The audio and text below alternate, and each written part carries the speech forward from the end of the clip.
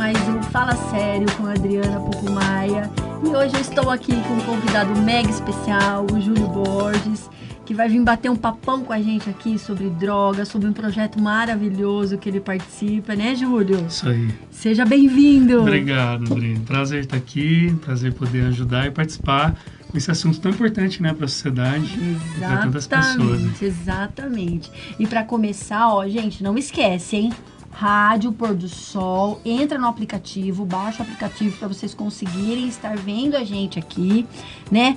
Estamos no Instagram do Força Jovem, vamos estar no YouTube a partir de amanhã, né? E na TV Varzianet 115 e na Pixelnet 151, tá certo? Vou mandar um beijo especial para meus amigos de Célio, Brisa, Luiz, que estão aqui sempre me ajudando, dando esse espaço maravilhoso para o Força Jovem, onde a gente consegue fazer tanta coisa, consegue, né, espalhar tanta informação bacana, os nossos projetos. E hoje, gente, eu quero falar para vocês, na sexta-feira, dia 17 de janeiro, na Rua Marechal Deodoro da Fonseca, 211, no centro de Jundiaí, ao lado da Autoescola União.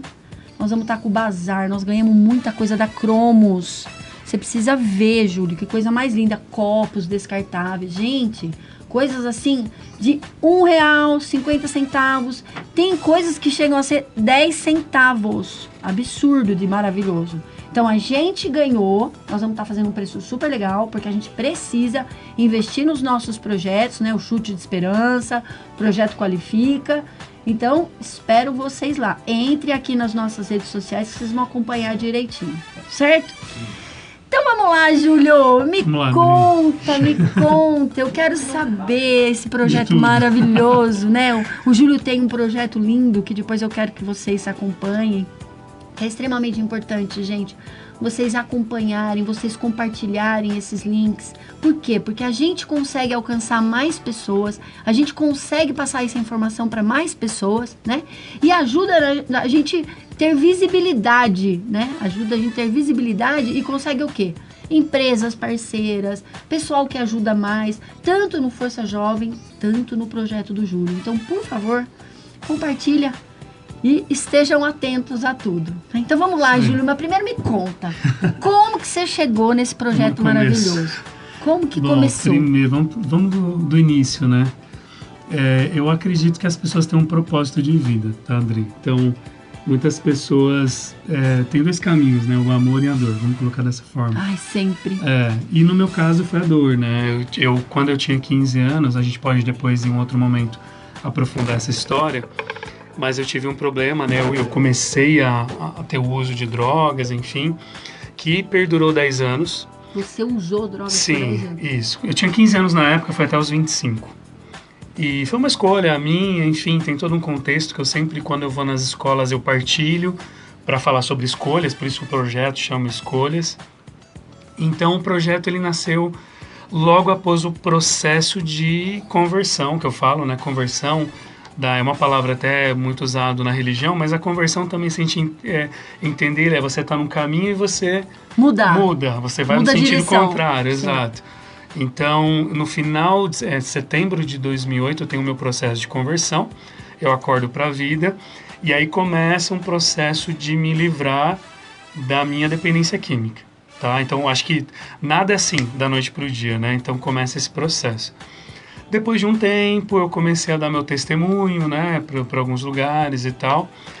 Essa conversão sua foi para a Igreja Católica? Foi dentro da Igreja Católica. Foi por conta da minha mãe. Minha mãe rezou. Sempre mãe, né? Sempre mãe. Eu não consigo contar aqui porque é uma história muito longa. Enfim, foi todo um processo de oração de 40 dias que minha mãe... Na verdade, minha mãe rezou 10 anos, mas... Ela rezou uma quaresma de São Miguel Arcanjo durante 40 dias e eu até escrevi o livro, né? Tá aqui o livro, chama Quem Como Deus, Ninguém Como Deus, que conta exatamente o que eu passei nessa madrugada de oração da minha mãe. Eu tive um processo espiritual, enfim, acordei para a vida, né? Milagre. E envolve fé, né? Então, aí esse processo eu paro de usar droga e como todo mundo que para de usar droga, começa a mudar tudo. Então, você tem que mudar as companhias, você tem que mudar o seu estilo de vida, você tem que recomeçar a sua vida. E nesse processo eu me recordo que eu conheci o padre Haroldo, que faleceu em 2019, mas um anjo, né? e uma pessoa incrível. Que tem uma clínica, gente, tem uma clínica de reabilitação em Campinas. Exatamente, maravilhoso. exatamente, que eu sou voluntário lá há 15 anos. E quando eu conheci ele, ele me adotou, assim, como um diretor espiritual. Então, eu não precisei fazer um tratamento de dependência química, mas acompanhando a obra do padre, eu estava lá toda semana. Então, de alguma forma, eu estava fazendo o meu, entre aspas, tratamento ali. Tratamento virando um voluntário. Voluntário, né? exato. Que o padre sabiamente te colocou no processo. Exato. E assim, eu nunca imaginei, Indri, que eu iria usar esse processo, né, de recuperação ou até a experiência de usuário de droga para ajudar na prevenção ou na recuperação. Isso aconteceu de maneira natural. E tudo na minha vida foi assim. Tudo foi assim. Aconteceu, foi acontecendo. Então eu comecei, como eu disse, a dar testemunho. As pessoas começaram a me chamar. Afinal de contas, eu tenho uma premissa, assim, Indri, que eu acho que todo mundo tem uma história para contar. Todo mundo. Você tem uma história, né, o Brisa tem uma história. Todo mundo aqui, se pegar o microfone, eu tenho uma história para contar. E a minha história foi da droga. Então as pessoas queriam entender, juro, caramba, eu te conhecia, né? Caramba, como é legal ver você diferente hoje. Os que não me conheciam falavam, caramba, eu conhecia a sua mãe. Sua mãe rezava por você, eu lembro disso. Sua mãe rezou um terço na minha casa, enfim, tem todo um contexto. Aí começou a espalhar, né? Começa em Campinas, começa a ir para outros lugares, até que o tempo vai passando. E aí eu lembro que em 2013, acelerando a história, em 2013 a minha mãe teve o último câncer dela, porque ela teve 3 cânceres, né? Foi dando as metástases e tudo mais. E nesse último minha mãe faleceu. E logo que minha mãe faleceu, eu fui para um retiro dar meu testemunho. E Deus falou muito forte no meu coração que eu tinha que escrever um livro. E aí nasce esse primeiro livro, Quem como Deus, Ninguém como Deus. Natural, Dri, mais uma vez, natural. Eu não, eu quero escrever um livro. Não, aconteceu. Escrevo um livro 1 ano e pouco depois. E depois que esse livro ele é escrito, ele não tem editor, ele é um livro independente. Eu lembro que eu fiz 500 livros e pensei assim...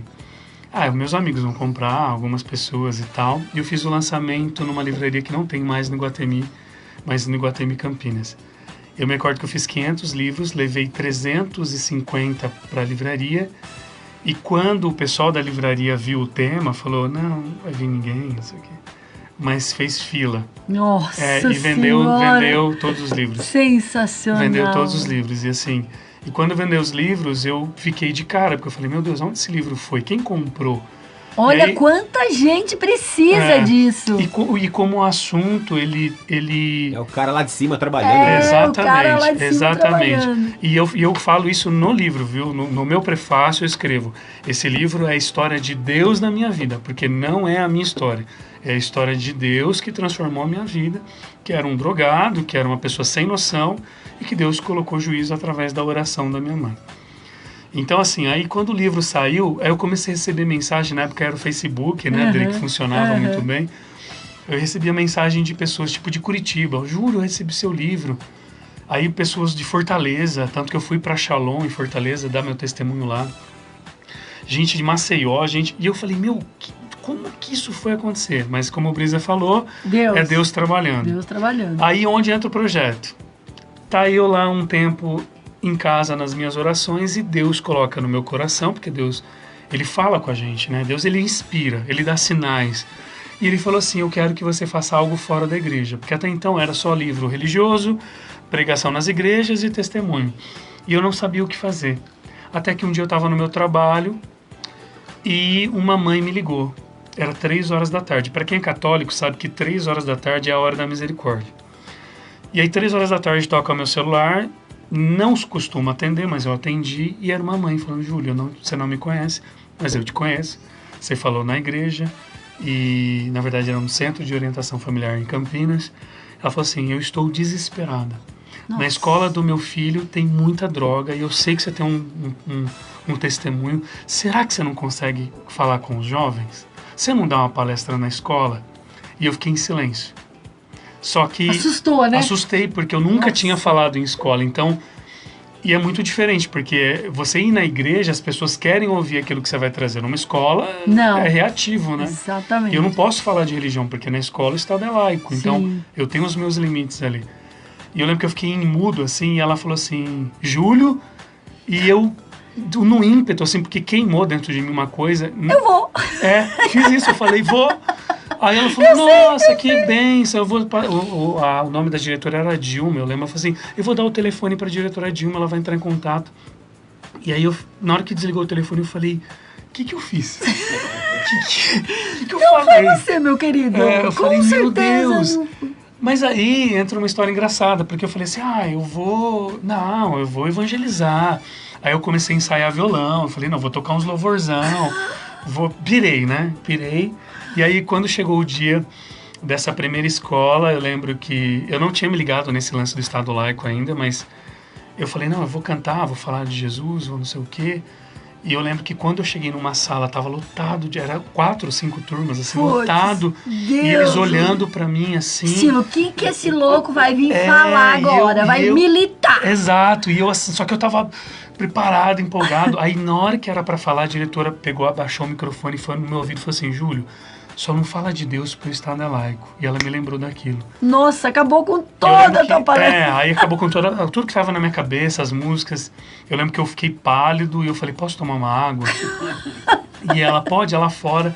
No caminho de fora eu comecei a brigar com Deus. Eu falei, Deus, você é louco, você colocou no meu coração uma coisa, você me levou para o lugar, você me fez preparar, agora você se vira porque eu não sei o que falar.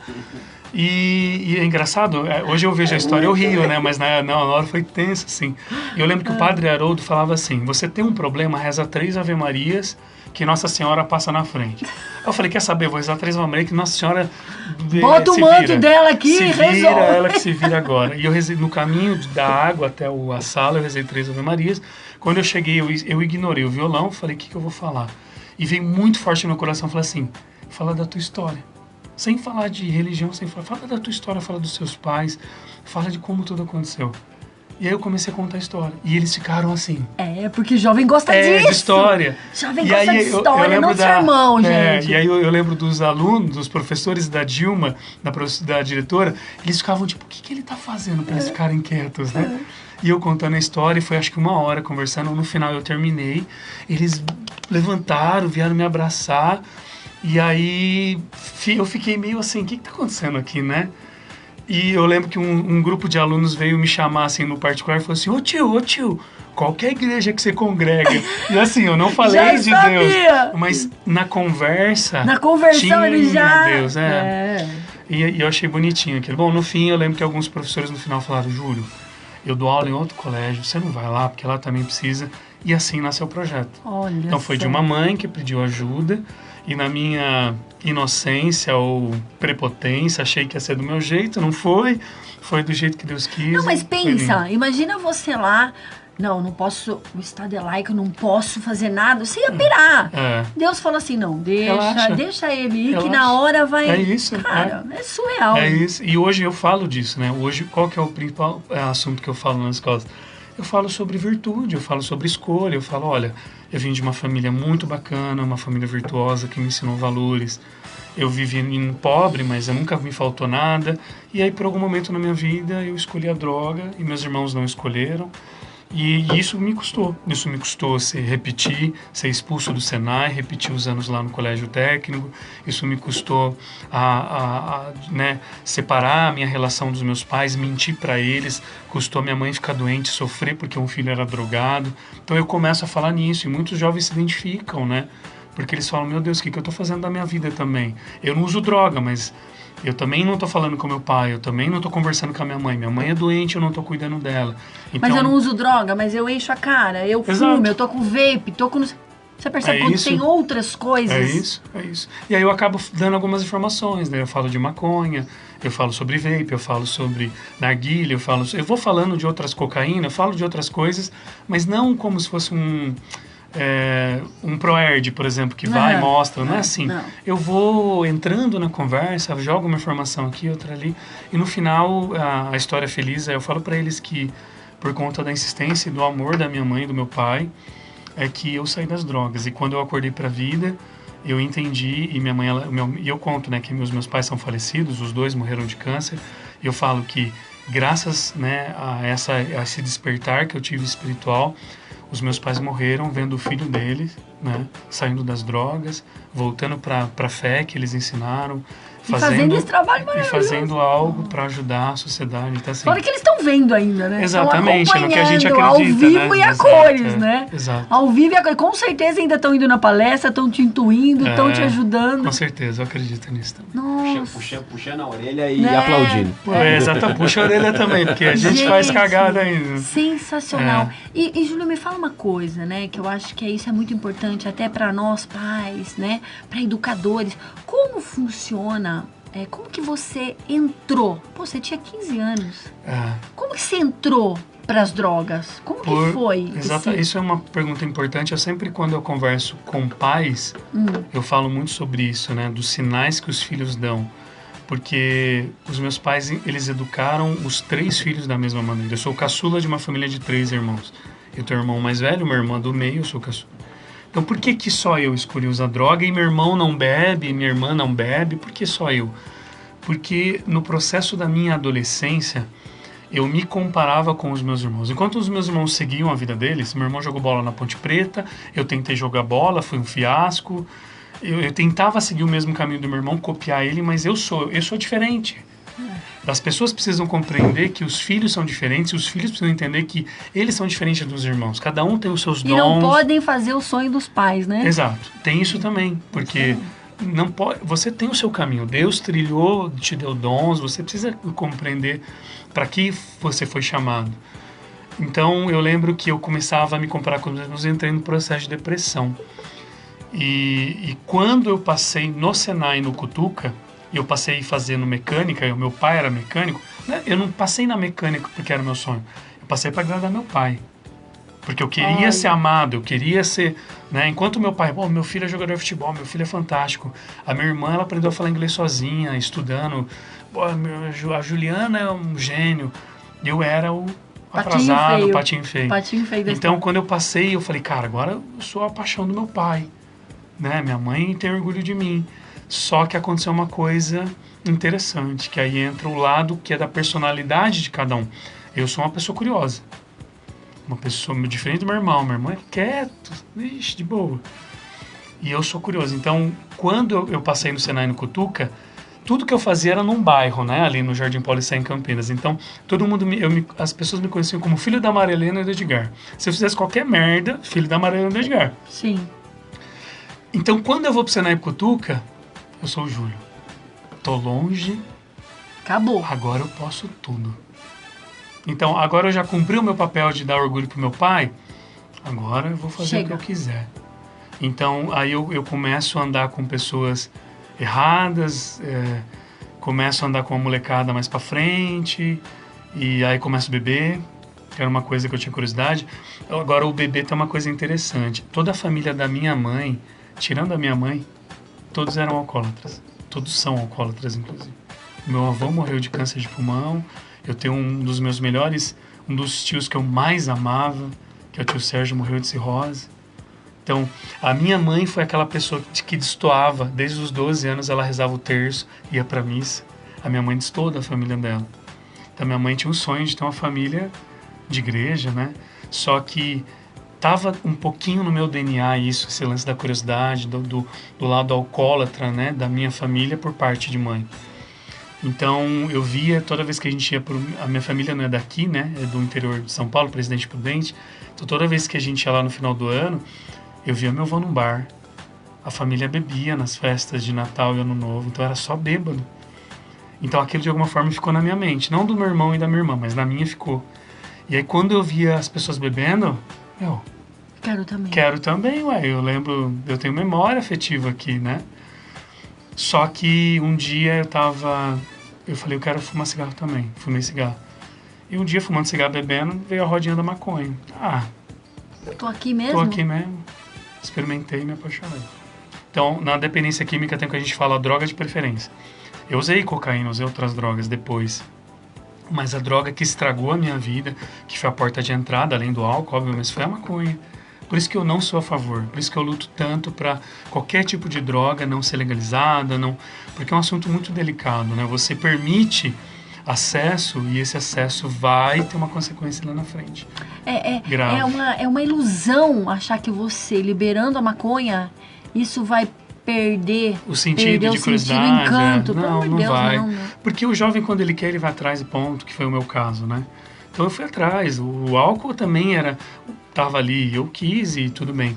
Óbvio que cada pessoa tem um caminho, mas se você for numa comunidade terapêutica hoje e perguntar para todo mundo que está em tratamento, 90% ou mais vai dizer que o caminho deles foi o álcool primeiro, e depois maconha, e depois as outras drogas. Mas você sabe que eu tenho uma experiência que o meu filho tinha uns 6 aninhos. 6 aninhos, o Rafa tinha. E a gente estava assistindo um filme, e era com o Jack Chan, que ele adorava aquele Jack Chan. E a gente assistia aquele filme toda vez. E tem um momento que ele nunca tinha percebido, mas dos atores ali, ele fuma um baseado e fica doidão. Eu não lembro o que foi. Mas naquele momento, ele virou e falou assim, nossa, pai, o que é? Eu falei, cara, o Xande não vai falar, né? O Xande falou, maconha, meu filho. Eu olhei pra cara dele. Aí ele virou e falou assim, nossa, pai, é bom? Aí o Xande falou assim, é maravilhoso, só que acaba com a tua vida. Eu olhei pra cara dele, eu falei, como que você... Eu chamei ele no quarto, eu falei, como você... Ele falou assim, bem, ele vai saber, ele vai entender. Aí ele perguntou, você já usou? Xande, já usei muito, meu filho. Mas é assim, é uma coisa maravilhosa no momento, isso vai criar uma dependência.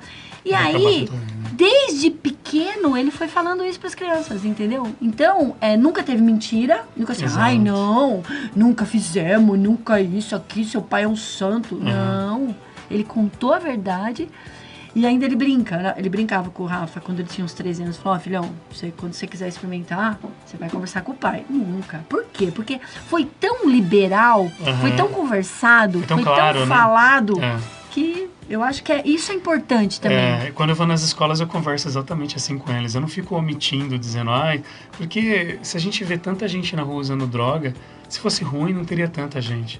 Exatamente. É muita hipocrisia, né? Isso que o Xande falava para os meus filhos. Só que assim, é interessante entender o seguinte, isso mata, isso vai te prejudicar, assim como outras coisas na sua vida, se você escolher também, vai ser prejudicial e vai te matar se você escolher para a tua vida, ponto. E aí, se tem uma coisa que, nesses 10 anos de projeto, eu entendi, assim, acho que desde o começo mesmo, eu e ninguém, né, temos o poder de mudar a opinião de uma pessoa. A gente não tem esse poder. A gente tem o poder de informar. Então, quanto mais verdadeiro a gente for, melhor. Tocar, né? Porque daí a pessoa pode escolher. A pessoa pode escolher com a liberdade que ela tem de, cara, eu sei que isso aqui faz mal, eu vou escolher, beleza. É a tua escolha e as consequências virão, sabe? E virão mesmo, assim. Então, e muitos jovens, assim, no final das conversas, eu tenho N histórias para contar, né? 10 anos, mas as maiorias das histórias é de jovem que chega no final da conversa e fala, Júlio, ou tio, né, como eles me chamam, eu fumo maconha, eu senti hoje vontade de parar de fumar. Olha, que sensacional isso, eu fico muito feliz. Aí teve uma que me marcou. Nossa, gente, isso é maravilhoso. Porque assim, foi a escolha dele, não foi o Júlio. Pediu. E não foi o Júlio que convenceu. Ele, na conversa, entendeu e falou, velho, por que eu tô fazendo isso? Que bosta, né? Tipo, que escolha ruim. Não quero, hoje eu senti vontade de parar.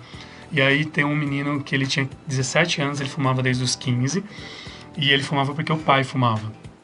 E eu lembro que quando ele falou, meu pai fuma, dentro de mim eu pensei assim, eu falei, esse menino não vai parar de fumar, porque afinal de contas a casa dele tem, né? E ele falou, Júlio, me ajuda, você tem alguma ideia? E eu me lembro que eu lembrei da química, da aula de química. Eu falei assim, olha, quando você usa droga, você usa a dopamina que você recebe é gigante. Aí eu dei um exemplo, eu falei, olha, vou dar um exemplo, a cocaína, né? Quando você dá um tiro na cocaína, e é um fato, esse número é real, é como se você sentisse 250% a mais de um orgasmo, de tão bom que é. Explica o que é um tiro. Um tiro é usar uma carreira, né? Cheirar. De cheirar, isso. E aí, eu falei assim, só que olha que interessante, isso na primeira vez. Na segunda não é mais 250. Vai cair para uns 230. Na terceira vez vai cair para uns 180. E aí qual que é o caminho do usuário de droga? Ele vai querer sempre chegar na primeira vez. Nunca vai conseguir. Nossa. Então, ou ele aumenta, Nossa, eu não sabia disso. ou ele aumenta a quantidade, ou ele troca por uma droga mais forte. Pra sentir de 250. novo. Por isso que as pessoas trocam, né, a cocaína pelo crack. Então, E também pelo custo, né? Porque daí fica mais barato, né? Mas, enfim, da vida, o custo é alto. Mas, enfim, então, aí eu expliquei isso pra ele. Falei, e a maconha é igual. Então, você usa uma maconha, quando você usou a primeira vez... Aí eu falei pra ele, só lembrar, a primeira vez que você usou foi incrível, na segunda não foi tanto. Daí, pois é verdade. Eu falei, então, agora o seu corpo, ele vai, toda vez que você usa maconha, vai diminuindo a dopamina. Agora, vamos pro inverso, praticar esporte. Você começa a fazer uma academia, começa a fazer um negócio. A sua dopamina vai muito pequenininha, mas ela tá ali, gerando. Seu corpo tá gerando. Não é artificial, é seu corpo gerando. Na segunda vez, a dopamina aumenta. Aumenta, porque é natural. Na terceira, aumenta, é natural. Na quarta, ela falou, daqui a um mês você tá viciado em academia, porque a sensação de prazer que você tem de ver o seu corpo bem, aquela coisa da né, dopamina, endorfina, vai ser um negócio incrível. Eu falei, então, a dica que eu te dou é, para de usar maconha e pratica um esporte. É isso que você vai fazer. Aí ele, tio, eu gosto de luta. Eu falei, então escolhe alguma coisa e vai. Aí eu lembro que eu cheguei no carro, eu não acreditei que ele ia mudar, por causa do pai. Mas eu fiz uma oração dentro do carro, falei, senhor, abençoe esse garoto, né? Eu sentia uma boa vontade, assim, mas nossa, cara, isso ilumina. É tudo, né? A gente se apega, né, Júlio? E eu esqueci. Eu fiz minha oração e esqueci. Muito tempo depois, né? Eu tô no centro de Campinas, resolvendo um negócio no cartório, tô passando por um ponto de ônibus, aí encontro um molequinho assim, ele, ô tio! Aí eu sou bom de fisionomia, mas péssimo de nome. Eu falei, eu lembro de você. Ele falou, tio, você lembra de mim? Eu sou lá do colégio e tal, não sei o que. Eu falei, eu lembro de você, a gente trocou uma ideia e tal. Aí eu falei ainda pra ele, falei, e aí, você parou, né, de fumar maconha? Ele falou, tio, parei de fumar maconha, eu tô fazendo jiu-jitsu. Ai, que delícia! Aí ele tava fortinho, bombadinho. Eu falei, boa, moleque, não sei o que. Eu falei, e seu pai? Ele falou, não, meu pai continua, mas eu não uso mais, tô tranquilo. Cara, é capaz ainda do pai dele parar, por exemplo, por causa dele, né? Então, assim... esse é o tipo de história que eu falo, meu Deus, assim, cara, como Deus usa, né, por exemplo, por que Deus usa uma história ruim que foi a minha vida, a gente vai lá, troca uma ideia e fala, cara, não é legal, e a pessoa fala, mas Júlio, eu posso falar uma coisa pra você? É assim, que eu sempre falo pros voluntários, é assim, Deus é tudo, Ele é maravilhoso, Ele é onipotente, Ele faz tudo, só que é o seguinte, se Ele não tiver quem trabalhar para ele, não adianta. Então, se você não tivesse essa disposição, não colocasse... Você tem a tua vida, não tem? Você tem seu trabalho, não tem? Trabalho, sou casado, né? Você é casado, você não tem que abrir mão de alguma coisa para priorizar o seu projeto? Com certeza. Não. E aí, tem hora que eu não sei se você já teve alguns momentos que você falou assim, cara, desanima. Eu tive, na verdade, assim, eu acho que o propósito ele é tão grande que eu acho que eu não tive um momento de desanima, mas eu tive um momento assim, estou cansado, eu estou exausto. Já tive esses momentos, sim, de pensar e falar assim, meu Deus, até quando, né, até quando Deus vai me pedir isso e até quando eu vou ter talvez essa disposição de ir fazer, mas enfim... Mas como tudo na vida também. Você tem, dentro do Projeto Escolhas, você tem voluntários que estão já seguindo os seus passos? Olha, tem, assim, como é um assunto muito específico, o que eu tenho tem o Max, nossa, ele tem uma história incrível. O Max, ele é uma pessoa que viveu mais de 13 anos na Cracolândia, e aí ele teve um despertar espiritual. E ele falou, chega, não quero mais. Max, eu acho que eu conheci o Max no Firmind. Com certeza. É o Max do Firmind. Ele já deu testemunho, não deu? Isso, o Maxwell Silva. Eu lembro dele. E o Max, ele é uma pessoa que... Aí, onde a gente se conheceu? Ele foi parar no Padre Haroldo para fazer o tratamento. E o Max, ele, na verdade... ele não queria ser internado. Eu lembro da história dele. O Max, assim, ele nasceu marina, né? Ele é transexual, ele nasceu marina, mas... Ele decidiu, obviamente, optou por ser Max, né, na vida dele, e seguiu o caminho dele. E aí eu lembro desse processo dele. Eu lembro que porque toda quinta-feira eu tô lá no Padre Haroldo no momento de espiritualidade. E eu tava no momento que ele estava internado. E uma frase minha, quem me conhece sabe que eu falo de Deus de um jeito muito jovem. Eu lembro que eu cheguei na espiritualidade e falei assim, cara, eu lembro que eu tava falando de Lucas 15, que é... Deus larga 100 ovelhas, 99 pés atrás de uma, a mulher perde uma moeda, gasta 10 para comemorar, e o filho pródigo, né? Deus tem 2 filhos, cara, ele espera um e depois comemora. E aí eu falei assim, Deus é muito louco, eu usei essa frase. Deus é muito louco, Deus é muito ruim de matemática, né? Mas foi um jeito de falar assim, olha, a gente não entende Deus e os propósitos de Deus. Mas eu lembro que essa frase, Deus é muito louco, marcou o Max. E o Max falou assim, Deus é muito louco. E ele falou, eu gosto desse pensamento, eu gosto disso. Exatamente. E marcou ele. Então, aí ele me chamou para conversar, a gente ficou amigo. E quando ele terminou o tratamento, ele virou funcionário da obra do Padre Haroldo. E eu lembro que um dia eu falei assim, Max, você tem um puta no testemunho, cara. Você não quer ir comigo na escola contar? E ele, tá bom. E ele foi. E foi assim, eu falei 15 minutos, deixei. Falei, Max, eu quero que as pessoas te ouçam, eu quero te ouvir. E foi incrível. Então, aí o Max, hoje ele faz parte do projeto também. Sensacional. Mas do jeito dele, assim, porque agora ele já tem um espaço e eu dele, lembro, né? eu lembro da história do Max, porque eu estava nesse dia, a gente levou 14 jovens do projeto nosso, do projeto Qualifica, nós levamos lá, eu acho que foi em São Bernardo, onde que foi? Não foi, não lembro, não foi o ano passado, foi acho que o ano retrasado. E aí, eu lembro que ele estava contando a dificuldade dele, primeiro, de sofrer o preconceito, né? O preconceito, né, de ter nascido Marina, né? Então, você imagina tudo que ele sofreu para chegar onde ele está hoje, gente. Porque é fácil, eu falo, é fácil. Nunca usei droga, nunca tive problemas como esse. É fácil eu vir aqui falar, explicar e, sabe? Tá tudo bem, maravilhoso. Eu quero ver quem realmente esteve lá embaixo e tá lá em cima hoje. Porque isso eu dou valor. Sim. Porque eu nunca ter passado por tudo isso não me dá essa experiência, a escolha de ter mudado. Eu sou assim porque eu nunca... Será que eu conseguiria? Exatamente. Se eu tivesse entrado? Então, eu admiro tanto essas histórias, porque realmente fala da luta da pessoa, da vontade, da fé, da coragem. Tem que ser guerreiro, Júlio.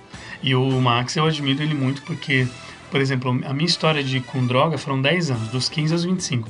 Mas não foi uma história de morar na rua, não foi uma história de usar crack, foi uma história de abuso de substâncias, de dependência química sim, de uso, de fazer minha família sofrer, de fazer namoradas sofrerem, de fazer pessoas usarem droga, de até traficar dentro de colégio, mas assim, a história do Max é 13 anos na Cracolândia. Na rua, Na né? rua, vivendo, dormindo no papelão. Ele tem histórias assim de... Enfim, porque lá existe uma lei própria dentro da Cracolândia de São Paulo.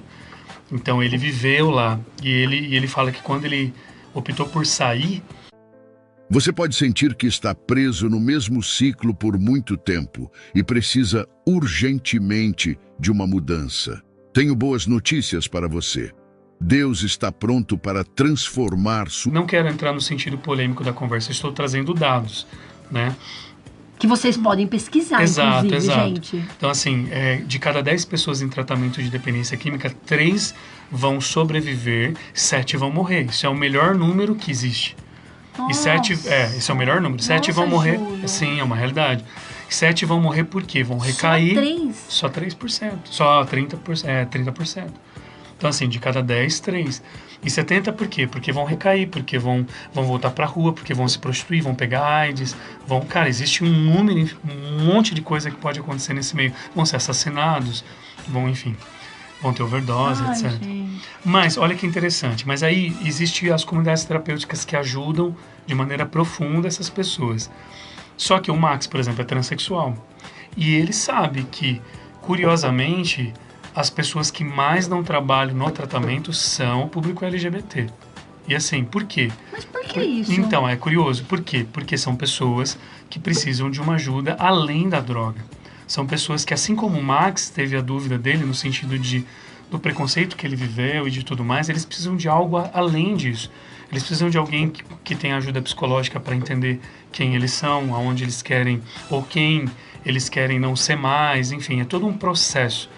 E existe um outro ponto que, por exemplo, principalmente para quem é do público que são os travestis, existe o público que é a prostituição, né? Que é muito difícil você tirar alguém que é da prostituição, inserir num mercado de trabalho, Existe muita coisa, muito processo psicológico ali para ser acompanhado. Então, o que eu quero dizer é o seguinte, uma pessoa que não é LGBT, que tem comorbidades de saúde, o prazo de tratamento são 6 meses. Esse prazo está ótimo para ela.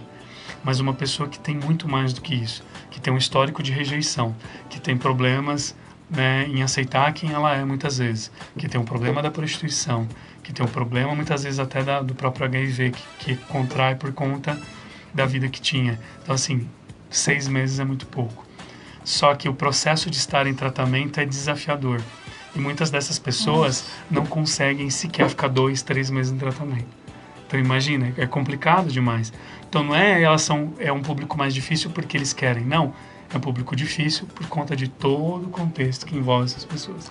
Nossa, é muito difícil. Por isso que eu falo que o Max é um milagre. Não, porque ele entrou, ele já se aceitou, ele falou, eu quero. Eu lembro que o Padre Haroldo falava assim, é menino ou menina?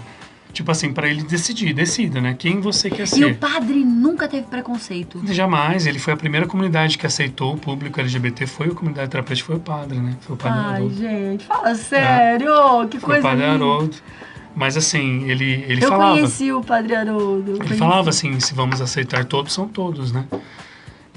Mas assim, eu não quero entrar nesse âmbito como vamos colocar assim, uma militância. Eu quero dizer que essas pessoas precisam ser olhadas com muito carinho, com um olhar diferente, né? Talvez um caminho seja ter uma comunidade terapêutica só para elas, para que elas tenham um cuidado específico, especial e diferenciado, porque muitas vezes nesse processo acaba até interferindo, né? As Sim, pessoas a inclusão exclui. Exato, é isso. A inclusão Então, exclui. mas é um assunto assim muito interessante, mas para a gente E me fala pensar uma coisa, juntos, Júlio, né? Como por sociedade. exemplo, no Padre Haroldo, né, lá na clínica, tem a clínica é particular e tem as que eles atendem junto com aquelas pessoas que não têm condições ou não? Como que funciona isso? Há muito tempo atrás, o Padre Haroldo era particular 100%. E eu acho que em 2008, depois da presidência do Beto, né, e da Lúcia, que vieram com políticas públicas dentro da obra. Então, hoje tem a Bolsa Recomeço, tem algumas bolsas que o governo federal e estadual acabam inserindo ali dentro. Eu acho que, vou dar minha opinião sincera, eu acho que antes, há um tempo atrás, ela já foi melhor.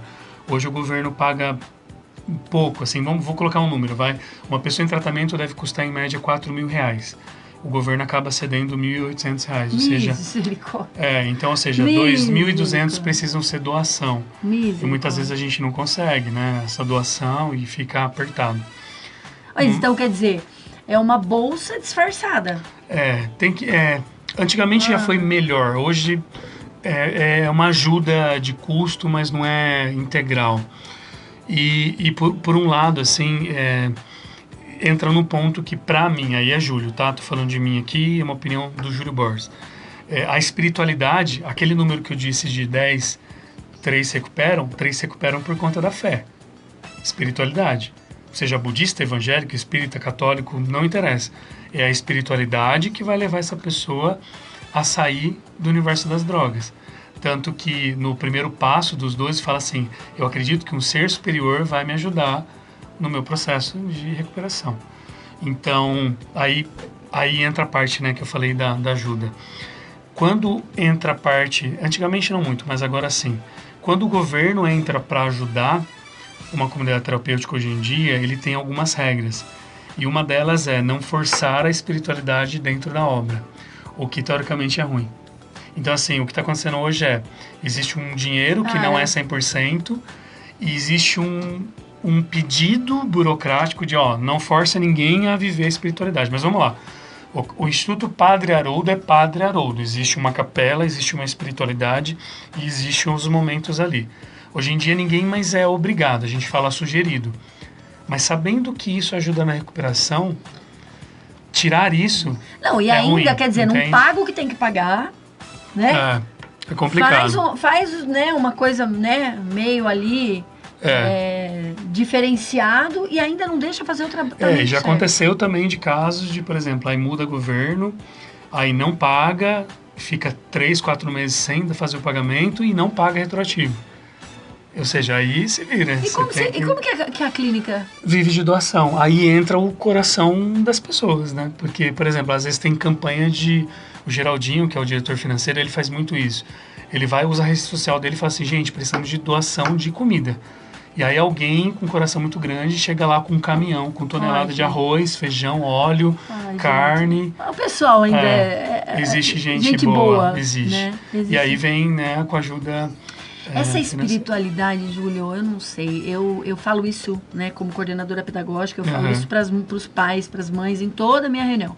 Falei, eu sei que eu não posso estar falando isso, eu não estou exigindo nada, mas eu estou falando para vocês o que a Adriana, como mãe, como família, faz. É obrigatório. É obrigatório. É obrigatório você rezar com a sua família. É obrigatório você sentar, você discutir. E vai ter fases que eles estão totalmente pirados. Mãe, você desculpa aí, você tá viajando nisso aí. Eles começam a ficar críticos. E ok, tá tudo bem, mas você tem que ter. Eu lembro que, principalmente o Rafa, ele era extremamente tudo, ele questionava. E quando a gente passou por um momento difícil, onde a gente tomou um tombo bem, bem doído de pessoas queridas, ele ficou muito revoltado. E ele falava assim, mãe, para! Eu falava assim, não, senta. Não, senta, ok?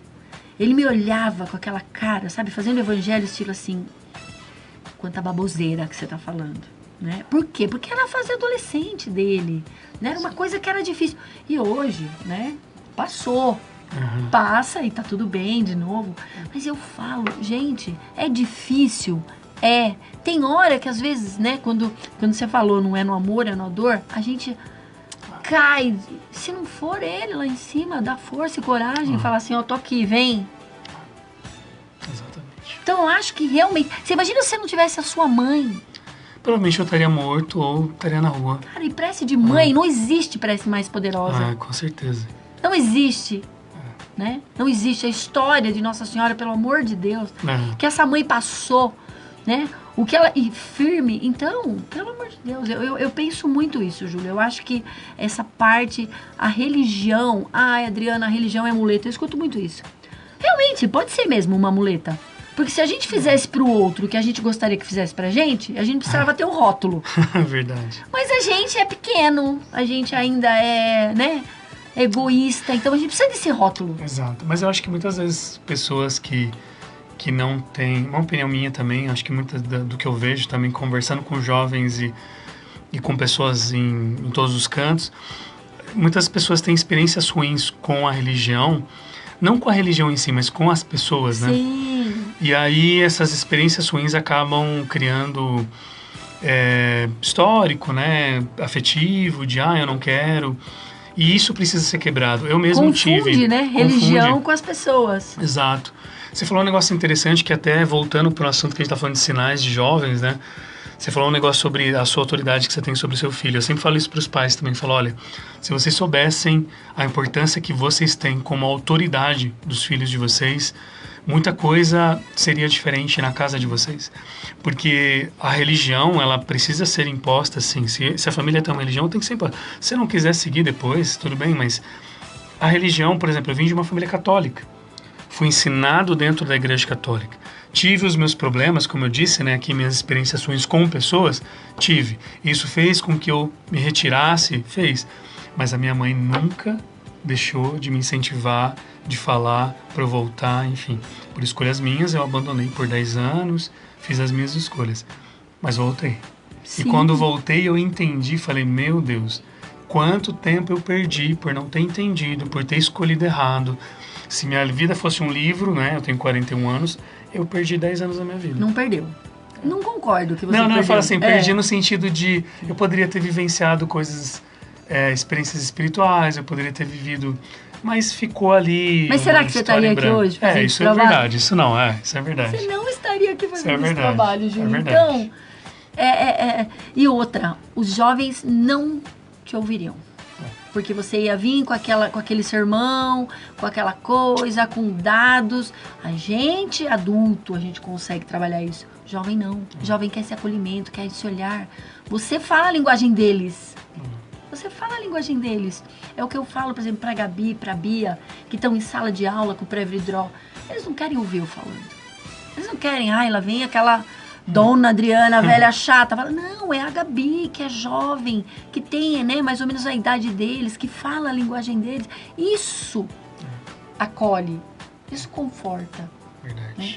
Agora, a Gabi me falou uma coisa que ela se emocionou demais, no Free Mind, que você faz com os jovens uma dinâmica do abraço. Conta pra nós dessa dinâmica. Essa dinâmica começou quando eu fiz um curso de liderança, que não tem nada a ver com religião, foi um curso de liderança mesmo. E nesse curso eu lembro que eu vivi essa experiência, foi muito forte para mim. Eu falei, em algum momento eu vou usar isso na minha vida. E por fim chegou o momento. E aí, a dinâmica é assim.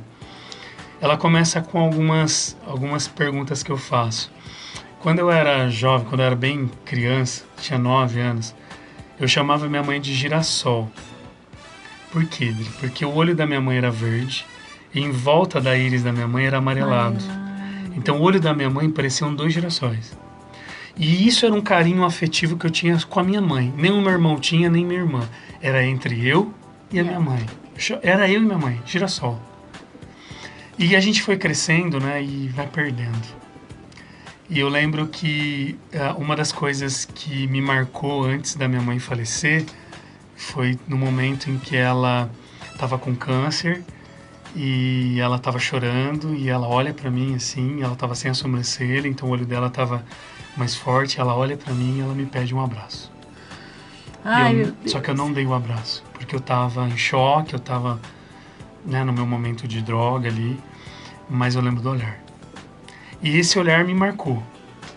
E isso, assim, de um jeito muito forte, assim, eu falei, meu, aquilo foi eu. E quando eu continuei minha vida, né, seguindo usando droga, eu ficava cobrando dentro de mim, falando assim, eu preciso olhar minha mãe, preciso olhar nos olhos dela, eu preciso dar um abraço dela. Então vinha duas coisas que eu me neguei a fazer naquele dia, que minha mãe me pediu e que eu não dei, que era olhar nos olhos dela e dar um abraço. E o tempo foi passando, eu tinha 19 anos na época. Aí com 25, eu tenho meu processo de conversão. Eu não tinha abraçado minha mãe, não tinha feito. Nossa, gente. Tinha passado anos. Então eu conto isso para os jovens, sabe? Então, isso foi cobrado. Aí até o momento que minha mãe vai para UTI, no último câncer dela. E eu não tinha consertado isso ainda. E minha mãe, ela vai para UTI e minha mãe... Eu tinha feito outras coisas, né? Eu tinha abraçado minha mãe, feito chá, dormido com ela. Só que assim, isso não acontece. Minha mãe veio a falecer, André, e eu não fiz o que eu tinha que fazer. E eu falo isso para os jovens, olha, se tem uma coisa que naquele momento da minha vida, com 29 anos, me marca, foi saber que 10 anos antes, minha mãe tinha me pedido e eu não cumpri aquilo que eu fiz. Aí você fala, Júlio, mas que história triste. Não, ela não acaba assim. A minha mãe morre no dia 10 de abril de 2013. Aí uma semana depois eu tô em casa chorando e uma amiga minha me liga e fala assim, Júlio, era 9 da noite, mas era uma quarta-feira, uma semana depois exatamente, 17 de abril. O que você tá fazendo? Eu tô em casa, eu tô chorando. Eu quero te fazer um convite. Quero te chamar para levar comida para os irmãos de rua. Ela falava irmãos de rua, né? Os moradores de rua. Eu falei, tá bom. Não queria, mas fui. Quando chega lá, em Campinas, na frente da catedral, a primeira coisa que... Porque quando minha mãe morre, o que fica na minha cabeça? Eu devia ter olhado, eu devia ter abraçado, eu devia ter olhado o mantra da culpa. E se cobrando, né? Cobrando. Pelo amor de Deus, isso é horrível. E eu falando, eu vou voltar a usar droga, porque eu sou um filho horrível, eu vou voltar. E quando eu chego lá na frente da catedral, tinha 12 pessoas da igreja evangélica dela lá, eu falava, e tinha 150 moradores de rua olhando. Eu falei, meu Deus, esse povo é doido, uma quantidade pequena de gente para servir. Chega o pastor e fala, Júlio, você vai ficar com o café e o leite, tá bom? Eles vão fazer o pão, enquanto isso você fica aqui. E aí eu me distraio enquanto eles fazem o pão, eu vou me distrair. Então eu começo a olhar a catedral, que estava em reforma, vou olhar os moradores de rua e aquele sentimento, eu devia ter olhado, eu devia saber, aquela coisa. Não consegue, né, tirar isso. Aí já vou chegar na parte que é o momento. Aí eu me distraio, de repente eu olho para a lateral, já tinha terminado o pão, já estava entregando o pão, eu já estava sozinho com os 2 galões de café e leite. Quando eu vou voltar para pegar o galão, vem um morador de rua na minha direção. Ele estava sujo, ele jogou uma bituquinha no chão, ele tinha olho claro, eu lembro nitidamente disso. Ele para na minha frente com um olhar de amor, ele cruza o braço e começa a me olhar. E eu começo a olhar para ele. Do nada ele aponta o dedo para mim e fala assim, irmão, Deus quer te dar uma coisa hoje. Eu falo, tá bom. Ele vai e me abraça. Meu Deus, cara. Ou seja, tudo que eu deveria ter feito com a minha mãe, que eu tinha um sentimento de culpa, aquele usuário de droga, morador de rua, que não me conhecia, não sabia da minha história, vai e faz comigo. Ele me olha nos olhos, E sua mãe tava me ali. abraça. Eu tenho certeza Sua absoluta. mãe tava ali. Tenho certeza absoluta. Eu também. E quando ele... Vou cortar os microfones que eu tô chorando aqui já. E Caramba. quando ele me abraça, eu começo a chorar compulsivamente, né? Porque cai uma ficha gigante naquele momento. E ele chora também, a gente dialoga ali alguma coisa. E quando ele me abraça e vai embora, e ele com certeza estava fedido, eu não senti nada, porque ali foi um momento de Deus, assim. Quando eu tô indo embora com os 2 galões na mão, Deus fala assim no meu coração: nessa noite, eu te ensinei que o Espírito Santo age em quem Ele quer, na hora que Ele quer, do jeito que Ele quer.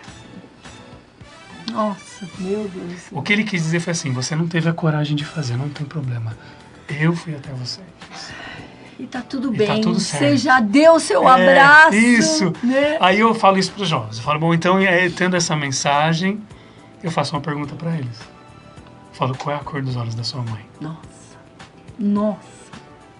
E tem Qual é a gente cor que não dos olhos? sabe Não responder. sabe. E eu falo isso, eu Deus, falo assim, olha, cara. se eu faço essa pergunta e você sabe, que bom. Mas se você não sabe, tem alguma coisa errada. Vai lá e olha. Precisa resolver. Qual é a cor dos olhos do seu pai? Porque a cor dos olhos do meu pai era cor de mel.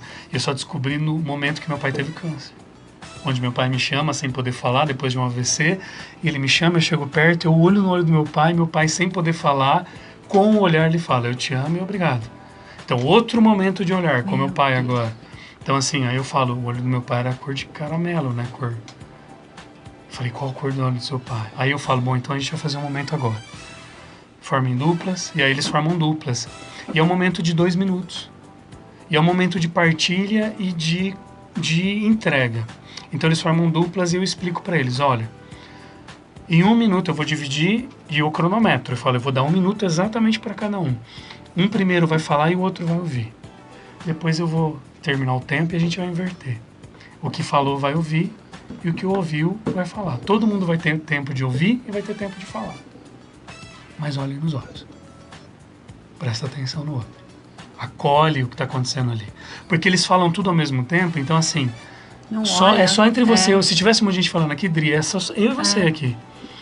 Então eu combino isso com eles e falo, beleza, agora é a hora. Aí o que a gente vai falar? Eu falo, então, agora, como a vida é um batimento cardíaco, uma hora você está bem, uma hora você está mal, e a vida é assim, a primeira coisa que você vai falar é uma lembrança feliz. Partilhe uma coisa gostosa da sua vida. Depois que você terminou, aí você vai abrir o coração. Aí você vai falar uma coisa que está dolorida aí. E aí começa. E aí você vê, né? Você vê no olharzinho deles, assim, na dinâmica, que começa bem, começa rindo. Falar de coisa boa é fácil. Quando vai falar da coisa difícil, aí começa o choro. Aí quando para o tempo, eu falo, bom, agora a gente vai inverter, eles invertem e começa. Aí alguns entendem a mensagem, uns abraçam, uns acolhem. Aí no final eu explico a dinâmica para eles. Falo, olha, a nossa vida, ela precisa ser um equilíbrio. Onde nós falamos e nós ouvimos. Tem gente que só ouve, você já percebeu, né? Na vida. Tem gente que vai acumulando, uma hora vai explodir. Tem gente que só fala, nunca sabe ouvir ninguém. Então eu falei, a vida é um equilíbrio. E aí eu levo para casa deles, eu falo, bom, imagina na sua casa, vocês vão acordar de manhã com a família de vocês. Ao invés de pegar no celular, vocês vão fazer um combinado. Mãe, você tem 5 minutos para falar como tá a sua vida. Aí depois eu falo, depois o pai fala, depois... Se todo dia a gente fizesse isso, você acha que a intimidade da casa ia aumentar ou diminuir? Nossa, isso. Só que a gente prefere ficar 3, 4 horas no celular, mas a gente não consegue falar 5 minutos com uma pessoa que está na nossa casa. Ontem, por exemplo, eu tive uma conversa com a minha esposa, a gente estava querendo ter faz tempo, e ontem foi lindo. Mudou muita coisa. Foram, 20 minutos de conversa que mudou a energia da casa, o nosso, sabe? A gente precisa conversar, a gente precisa ouvir. Mas mais do que isso, aí eu finalizo, eu falo mais do que isso. Eu falo, olhem pra mim, sem olhar qual é a cor dos olhos da pessoa que você conversou. Prestou atenção? Se a pessoa falar não, ela não estava nem ali naquele momento. Nem estava ali, exato. Certo. E aí, pra finalizar, eu falo, agora a gente vai terminar igual aquele cara que fez comigo na minha vida. A gente vai se acolher. Então, por gratidão para a pessoa te ouvir, a gente finaliza com um abraço. Nossa. E aí eles se abraçam. Não, a Gabriela disse que morreu nessa dinâmica. Ela morreu. Mas assim, essa é uma dinâmica que ela é uma dinâmica para ensinar. E tem um amigo meu que ele é ele é palestrante de masterclass e tal, e ele fala, olha, Júlio, tudo que você fala, as pessoas vão absorver 8, 10%. Mas tudo que elas vivem, elas vão absorver 80%. Sim. Então, para mim, o ápice do projeto Escolhas é a dinâmica. Não é nem a minha história, é a dinâmica. É quando eles se olham e quando eles vivem esse momento. Que eu acho que eles E é engraçado, né? Às vezes eu escuto muito isso assim, ai não, a gente tem que poupar as crianças, poupar... Gente, a gente tem que estar junto, a gente tem que falar dos problemas, falar das conquistas, falar do que tá difícil, falar do que não pode, falar do que... A gente tem que falar, porque você aprende junto. Você aprende junto. Eu lembro que muitas vezes as pessoas falam pra mim, mas você vai falar isso pra eles? Vou. Pô, foi isso que aconteceu. E é isso que vai ter que passar. Ai, mas me fala dos seus livros, pelo amor de Deus. Ó, estamos aqui falando, Brisa. Mas é rapidinho, ó. O primeiro livro foi em 2014. É o processo de conversão, né? Que eu conto, que aconteceu durante a madrugada, como eu era antes, enfim. Tem umas coisas super bonitas também de uma história com Rosa de Santa Terezinha, um Pai Nosso, enfim, tem umas coisas muito legais. Olha, deixa eu mostrar. Olha aqui, gente. Esse primeiro livro, esse aqui, ó. Ele encontra onde? No site do projeto, projetoescolhas.com.br. Ou no meu Instagram, né, julioborges.escolhas. Quem como Deus? Ninguém como Deus. Exato. Olha, gente, e detalhe, né, Júlio? Se compra esse livro... E ajuda, esse livro ajuda o Instituto Padre Haroldo. Entendeu? O dinheiro vai pra lá. Então, gente, além de ser um livro maravilhoso, né? Isso. E aí tem o segundo livro, que é Eu Escolho Deus Todo Dia, que foi 4 anos depois, foi em 2018, que foi assim, o Padre Haroldo, ele era meu diretor espiritual, e um dia ele falou assim, Júlio, cadê o segundo livro? E eu não tenho segundo livro, padre. Ele tem que escrever um segundo livro. Ele era bravo, né? Tem que escrever um segundo livro. Eu tinha medo dele.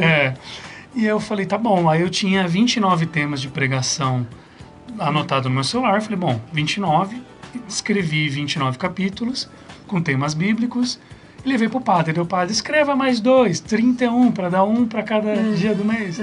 Aí eu escrevi mais 2, enfim, saiu o livro. Aí eu tive a honra, né, do primeiro livro, o padre escreveu o prefácio, e no segundo o padre escreveu o prefácio, e no final de cada capítulo tem uma oração do padre.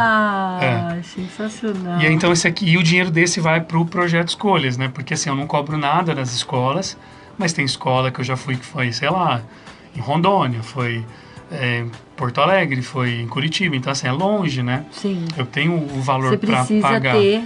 Olha, gente, esse aqui, ó, tá vendo? Mas esse ano vai sair o terceiro. O terceiro é o Continue Escolhendo Deus Todo Dia. Que é porque assim, Deus ele me pediu para escrever mais reflexões bíblicas de uma forma agora mais madura.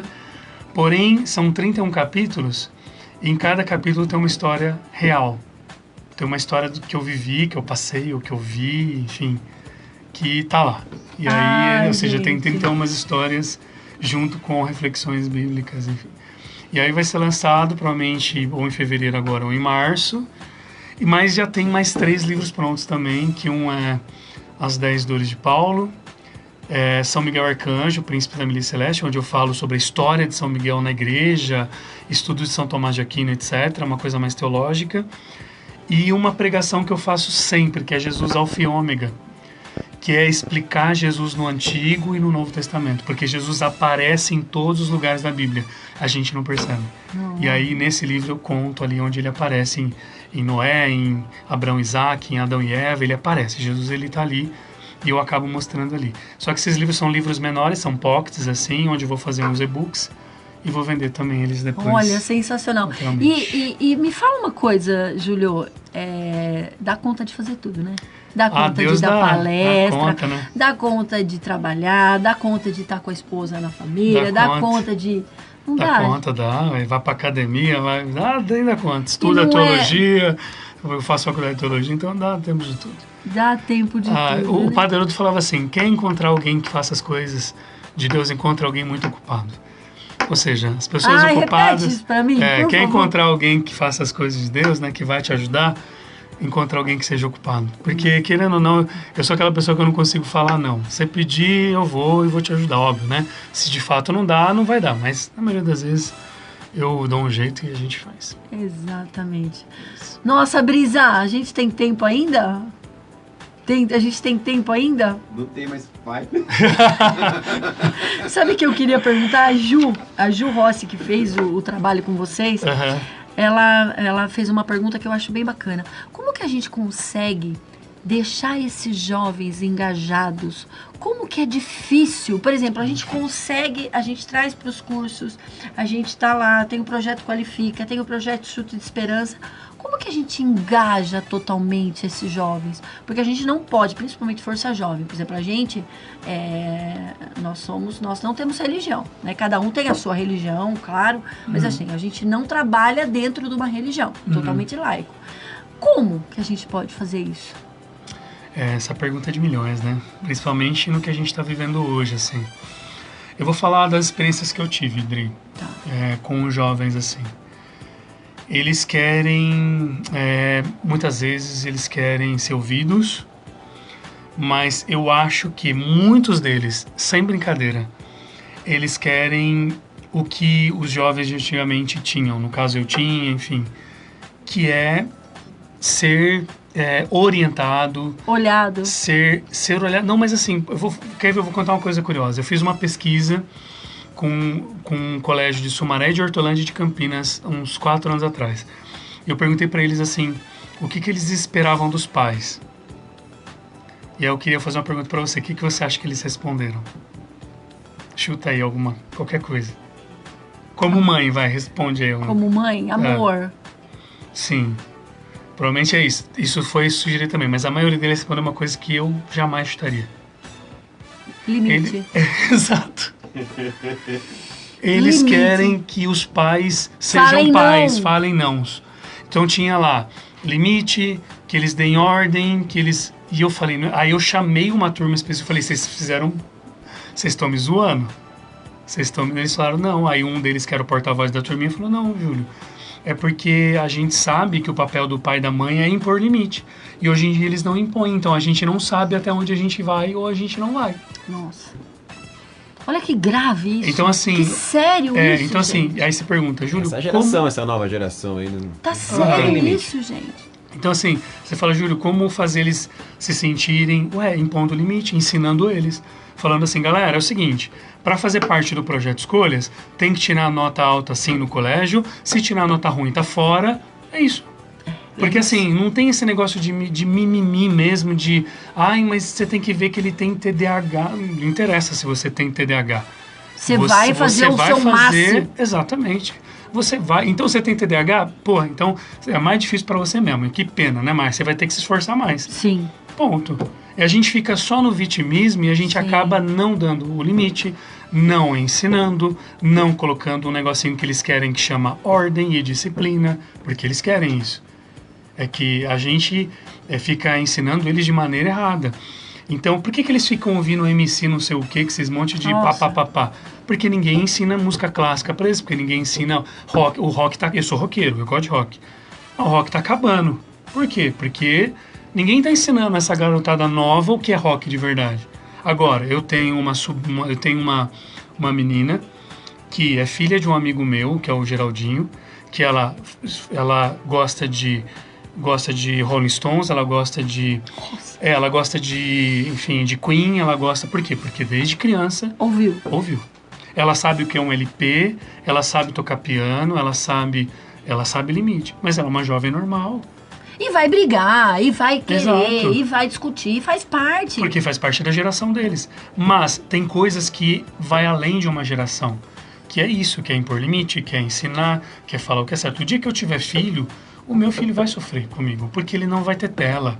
Ele vai ter que ter criatividade. Sim. Ele vai ter que pegar livro, ele vai ter que pegar brinquedo e ele vai se virar. Não temos crianças mais criativas, Júlio. Mas ele vai ter que ser. Eu vejo a minha sobrinha, que não é criada por tela, ela tem uma caixa de brinquedos, e se você falar, Melissa, vamos brincar do quê? Vamos brincar de castelo. Ela constrói um castelo. Boa. Sim. Boa. Entendeu? Então... Uma pergunta aqui, ó. Ela tá chamando de doutora até aqui. Elaine Gil Pereira, ela é do Caxambu. O que você gostaria de mudar ou melhorar no cenário atual das políticas públicas relacionada a drogas e pessoas em situação de rua? Nossa, eu sabia que ia chegar complexa. Mas, ó, eu vou responder de uma maneira simples, assim. Gosta assim? Eu acho assim... Eles adoram botar um foguinho na cara dele. Não, mas eu posso opinar, né, com a minha opinião do Júlio, isso, né? Júlio. Baseado também Do na minha doutor experiência. Júlio, igual ela disse aqui. Chique. Eu acho assim, foi o que eu falei, né? Eu tive a oportunidade, no bastidor eu falei que eu tive a oportunidade de morar em Portugal, num país onde eu vi a legalização da droga acontecer, da maconha em específico. E lá tinha uma percepção de que iria diminuir de 24% a 27% o uso entre os adolescentes, com aquela teoria de que os jovens perdendo a... né? Porque tudo que é proibido o jovem vai querer usar. E no final aumentou o uso em 67%. Então você via jovens usando maconha nas praças e etc., na porta das escolas, porque era legal, né? Então, o que eu digo assim, eu não sou a favor de legalizar nenhum tipo de droga. Inclusive, eu teria leis mais sérias para álcool, inclusive, que eu acho que poderia ser mais séria, inclusive, em relação a isso. Eu também. Exigir mais. Por exemplo, nos Estados Unidos, no próprio Portugal, a lei para consumo de álcool para menor é bem rígida. No Brasil já não, né? Tanto que o meu histórico eu falo, né? Que eu comecei a beber com 15 anos de idade e o dono do bar não perguntou se eu tinha RG ou se eu podia ou não, né? Ele sabia que não, obviamente. Então, assim, legalização eu sou contra total. Agora, sobre pessoas em situação de rua. Isso é uma coisa muito séria, porque isso envolve o uso do crack, né? Que é uma droga de fácil acesso. E aí isso envolve tanta coisa, gente. Isso envolve um trabalho operacional da polícia com o tráfico. Isso envolve um trabalho também de... talvez ali, né? Tirar aquelas pessoas daquela situação de rua e oferecer um lugar para elas em duas regras, né? Ou de maneira, como a gente fala, né? Eu esqueci o nome agora, mas quando é forçado, né? Então você leva a pessoa a fazer um tratamento de maneira forçada ali e compulsório. Então muitas vezes já tem casos que funciona, ou como funcionou com o Max, né? Olha, vamos sair daqui, vamos, né, ter uma casa de passagem, como tem em Campinas, por exemplo. Aqui também nós temos, Jundiaí. Então vai para uma casa de passagem maior e ensinar as pessoas a lidar com essa situação de uma forma um pouco mais ampla, não só dando comida, banho e um lugar para dormir, mas dando incentivo psicológico, dando apoio e etc.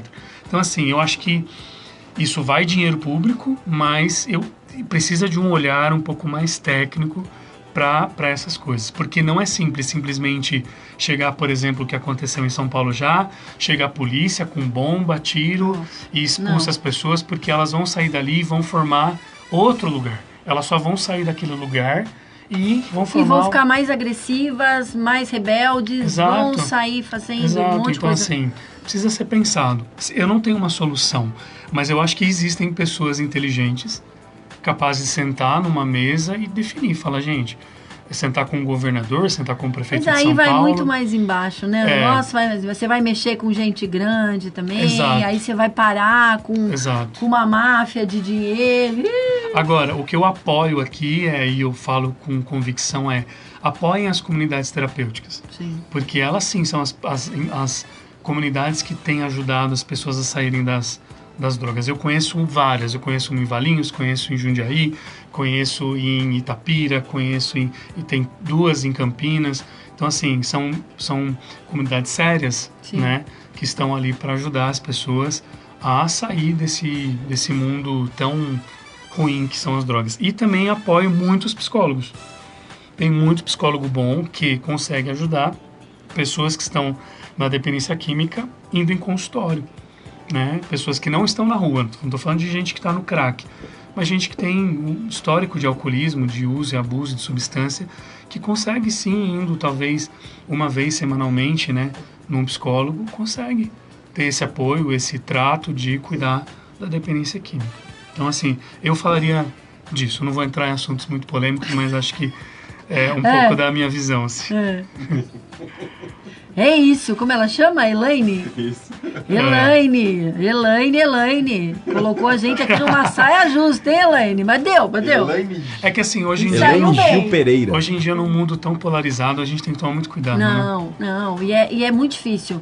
Gente, assim, se você toma vacina, você é de um partido. Se você não toma vacina, você é de outro partido. É umas coisas que você fala, gente, que mundo que nós estamos vivendo. Que loucura que é essa, né? Que loucura que é essa. Então... Ai, Júlio, eu ficaria aqui conversando com você, meu amigo. Mais 1 hora, mais 2 horas, né, Brisa? Fácil. Mais facinho. Olha, foi maravilhoso, foi delicioso. Eu já quero marcar pra você daqui um tempinho pra você voltar pra gente falar mais. Quem sabe trago já o 3º livro, né? Nossa, você vai trazer o 3º livro é. pra nós aqui.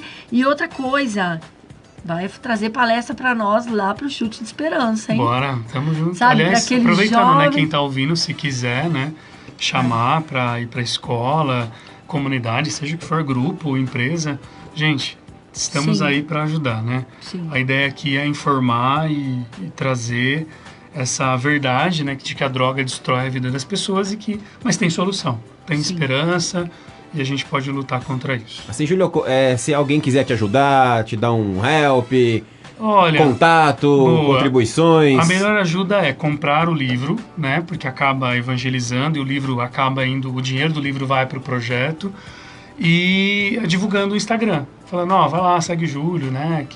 Boa. Que ele posta lá e talvez indicando, né? Olha, Júlio, eu não sou de nenhuma escola, mas conheço uma escola, né? Que você Assim, pode ir eu lá. sou diretor de uma escola, gostei do papo, vem dar... Exato. Ou uma Boa. mãe que está ouvindo fala, bom, eu vou falar com a diretora da escola. Boa. Enfim, me ajuda nesse sentido, já, nossa, tá ótimo. E o Perfeito. Instagram do Júlio é @julioborges.escolhas. Repita. @julioborges.escolhas. Boa. Tá bom? Boa. Então é isso, gente. Hoje, né, foi esse papo maravilhoso. Júlio, mais uma vez, muito obrigada. Obrigado, Adriano. Obrigado, Brisa. Obrigado a todo mundo aí que ouviu. Tamo junto. É um prazer estar aqui, falar desse assunto. É bom falar desse assunto também com leveza, né? Com transparência. Boa. E se precisar, tamo junto. Sempre. Então tá bom. Pessoal, um beijo grande, né? Um beijo com muito carinho, com muito amor aí pra vocês. E Fala Sério volta semana que vem. Beijo no coração.